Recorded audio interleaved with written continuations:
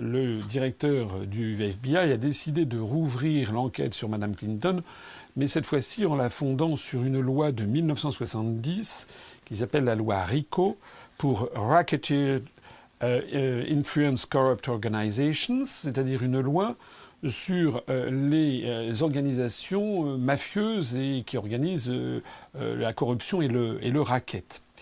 Parce qu'en réalité, parmi les très nombreux griefs qui sont reprochés à Mme Clinton, il y en a un qui n'est quand même pas piqué des verres, et c'est que lorsqu'elle était secrétaire d'État, elle aurait, moyennant finance, accordé ou non des rendez-vous à des personnalités étrangères à condition qu'ils fissent des dons à la Fondation Clinton, qui était un processus d'enrichissement personnel du couple Clinton.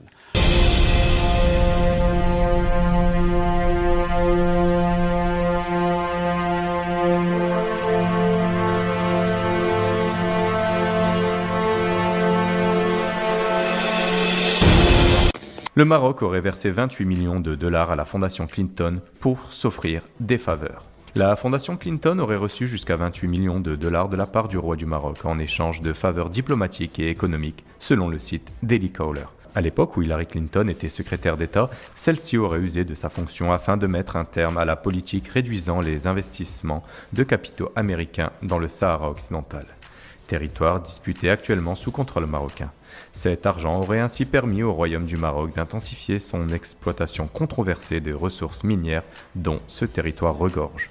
De plus, Lisa Jackson, une proche d'Hillary Clinton qui rejoindra le conseil d'administration de la Fondation Clinton en 2013, aurait essayé de faire fermer une usine américaine de phosphate basée en Floride en 2011, au nom de prétextes environnementaux, alors qu'elle était à la tête de l'Agence de protection de l'environnement. La fermeture de cette usine aurait en fait profité à l'entreprise publique marocaine d'extraction de phosphate OCP, afin qu'elle développe ses activités en Floride, explique le site d'information. En d'autres termes, elle vendait ses services. C'est quasiment de la prostitution administrative ou gouvernementale. Elle vendait ses services à qui les voulait. Alors, il y a bien d'autres choses encore.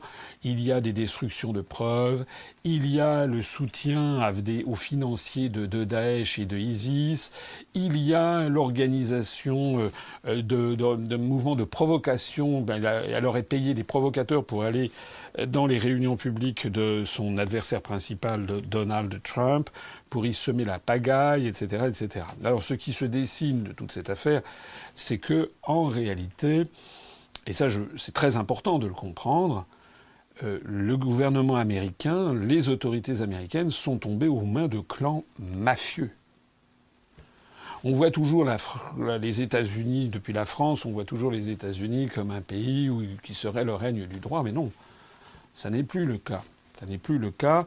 Et il y a maintenant des soupçons très importants, comme quoi Mme Clinton et son mari font carrément partie de clans mafieux, avec d'ailleurs des scandales au passage de sexuels ou de pédophilie qui dans l'entourage proche de ce couple.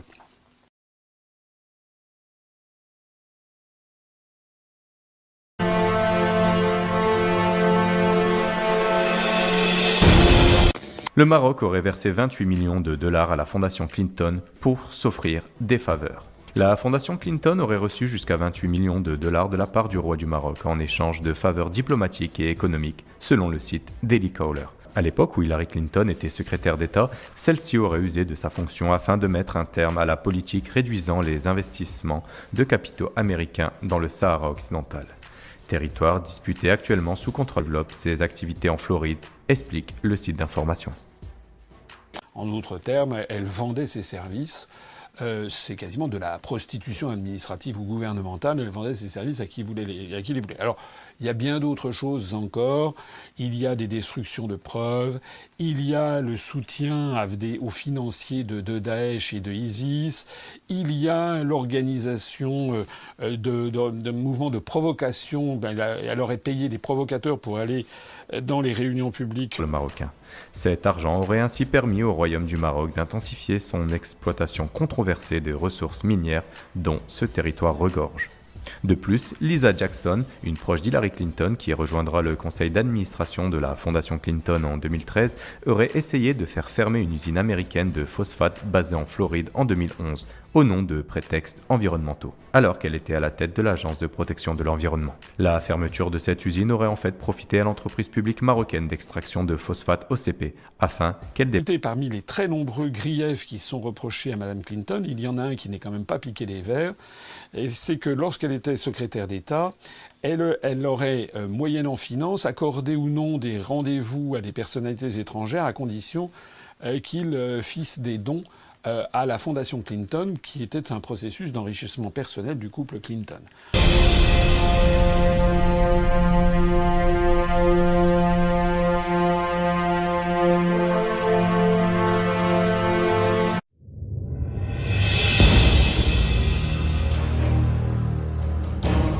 Le directeur du FBI a décidé de rouvrir l'enquête sur Mme Clinton, mais cette fois-ci en la fondant sur une loi de 1970 qui s'appelle la loi RICO pour Racketeer Influence Corrupt Organizations, c'est-à-dire une loi sur les organisations mafieuses et qui organisent la corruption et le racket.